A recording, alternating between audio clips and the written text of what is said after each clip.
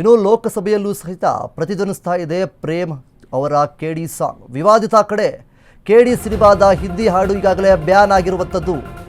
Double meaning ಸಾಂಗ್ಗೆ ನಿಷೇಧ ಹೇರಿದ ಕೇಂದ್ರ ಸರ್ಕಾರ. ವಿವಾದಿತ ಕೆಡಿ ಸಿನಿಮಾದ ಹಿಂದಿ ಹಾಡು ಬ್ಯಾನ್ ಆಗಿರುವಂಥದ್ದು. ಡಬಲ್ ಮೀನಿಂಗ್ ಸಾಂಗ್ಗೆ ನಿಷೇಧ ಹೇರಿದೆ ಕೇಂದ್ರ ಸರ್ಕಾರ. ಪ್ರೇಮ್ ಡೈರೆಕ್ಷನ್ನ ಪ್ಯಾನ್ ಇಂಡಿಯಾ ಸಿನಿಮಾ ಕೆಡಿ ಸರ್ಸೇನಿನ ಸರ್ಗ ಸರ್ಸೆ ಅನ್ನುವಂತಹ ಹಿಂದಿ ಹಾಡು ಈಗಾಗಲೇ ಬ್ಯಾನ್ ಆಗಿರುವಂಥದ್ದು. ಲೋಕಸಭೆಯಲ್ಲಿ ಕೇಂದ್ರ ಸಚಿವ ಅಶ್ವಿನಿ ವೈಷ್ಣವ್ ಹೇಳಿಕೆಯೊಂದನ್ನು ನೀಡಿದ್ದಾರೆ.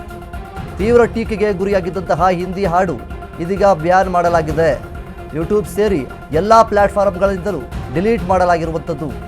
ಅಶ್ಲೀಲ ಸಾಹಿತ್ಯದ ಕಾರಣಕ್ಕೆ ದೇಶದಾದ್ಯಂತ ಆಕ್ರೋಶ ವ್ಯಕ್ತವಾಗ್ತಾ ಇದೆ. ನಟಿ ನೋರಾ ಫತೇಹಿ, ಸಂಜಯ್ ದತ್ ಕಾಣಿಸಿಕೊಂಡಿದ್ದಂತಹ ಸಾಂಗ್ ಇದು. ಹಿಂದಿ ಆಯಿತು, ಈಗ ಕನ್ನಡದಲ್ಲೂ ಬ್ಯಾನ್ ಆಗುತ್ತಾ ಸಾಂಗ್ ಅನ್ನುವಂಥದ್ದು ಪ್ರಶ್ನೆಯಾಗಿರುವಂಥದ್ದು. ಕೆಡಿ ಸಿನಿಮಾದ ಹಾಡಿಗೆ ಕನ್ನಡದಲ್ಲೂ ಭಾರೀ ವಿರೋಧ ವ್ಯಕ್ತವಾಗ್ತಾ ಇರುವಂಥದ್ದು. ದೇಶ ವಿದೇಶಗಳಲ್ಲಿರುವ ಕನ್ನಡಿಗರಿಂದ ಪ್ರೇಮ್ಗೆ ಮಂಗಳಾರತಿ. ಹೆಣ್ಣನ್ನು ಕೀಳು ಮಟ್ಟದಲ್ಲಿ ತೋರಿಸಿದ್ದಾರೆಂದು ಕಿಡಿಯನ್ನ ಕಾರ್ತಾ ಇದ್ದಾರೆ.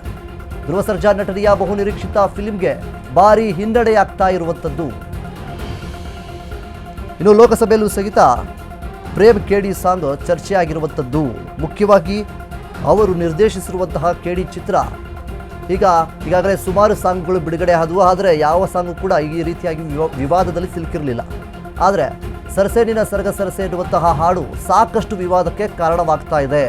ಯಾಕೆ ಅಂದರೆ ಅಶ್ಲೀಲ ಪದಗಳನ್ನು ಬಳಕೆ ಮಾಡಿದ್ದಾರೆ ಮತ್ತು ಹೆಣ್ಣನ್ನು ಕೀಳು ಮಟ್ಟದಲ್ಲಿ ತೋರಿಸಿದ್ದಾರೆ ಅನ್ನುವಂತಹ ರೀತಿಯಲ್ಲಿ ಈಗ ಸಾಕಷ್ಟು ವಿರೋಧಗಳು ಕೂಡ ವ್ಯಕ್ತವಾಗ್ತಾ ಇದೆ. ಇನ್ನು ಸೋಷಿಯಲ್ ಮೀಡಿಯಾಗಳಲ್ಲಾಗಿರ್ಬೋದು ಎಲ್ಲರೂ ವಿಡಿಯೋಗಳನ್ನು ಕೂಡ ಮಾಡ್ತಾ ಇದ್ದಾರೆ. ಮುಖ್ಯವಾಗಿ ಪ್ರೇಮ್ ಅವರಿಗೆ ಎಲ್ಲರೂ ಕೂಡ ಇಲ್ಲಿ ಮಂಗಳಾರತಿಯನ್ನು ಎತ್ತುತ್ತಾ ಇದ್ದಾರೆ. ಅವರ ವಿರುದ್ಧವಾಗಿ ಇಲ್ಲಿ ಮಾತನಾಡ್ತಾ ಇದ್ದಾರೆ. ಯಾಕೆ ಅಂತಂದರೆ ನಾವು ನೋಡಿದಂತಹ ಪ್ರೇಮ್ ಈಗ ಇಲ್ಲ. ಪ್ರೇಮ್ ಅವರ ಚಿತ್ರ ಅಂತಂದರೆ ಕನ್ನಡ ಚಿತ್ರರಂಗದಲ್ಲಿ ಒಂದು ಅದ್ಭುತವಾದಂತಹ ಸಿನಿಮಾಗಳನ್ನು ಅವರು ತೆಗಿತಾರೆ. ಅದರ ಜೊತೆಗೆ ಅದ್ಭುತವಾದಂತಹ ಲಿರಿಕ್ಸ್ಗಳನ್ನು ಬರೀತಾರೆ.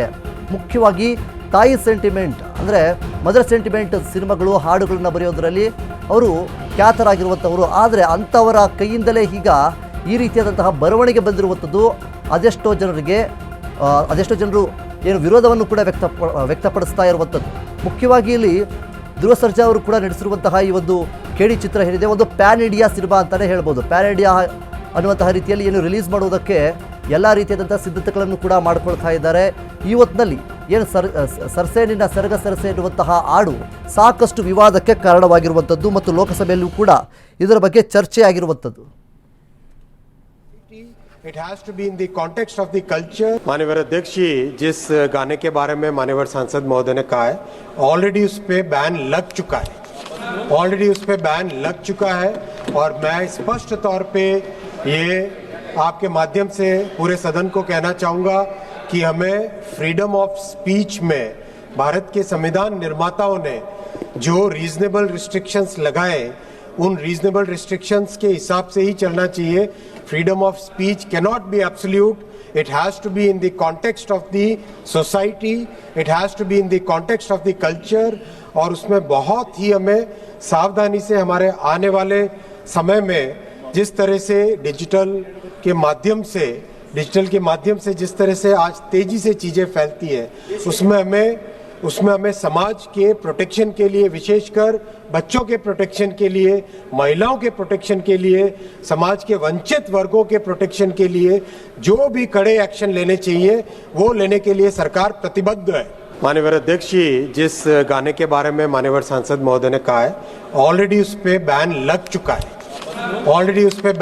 चुका है और मैं स्पष्ट तौर पे ये आपके माध्यम से पूरे सदन को कहना चाहूँगा कि हमें फ्रीडम ऑफ स्पीच में भारत के संविधान निर्माताओं ने जो रीजनेबल रिस्ट्रिक्शंस लगाए, उन रीजनेबल रिस्ट्रिक्शंस के हिसाब से ही चलना चाहिए.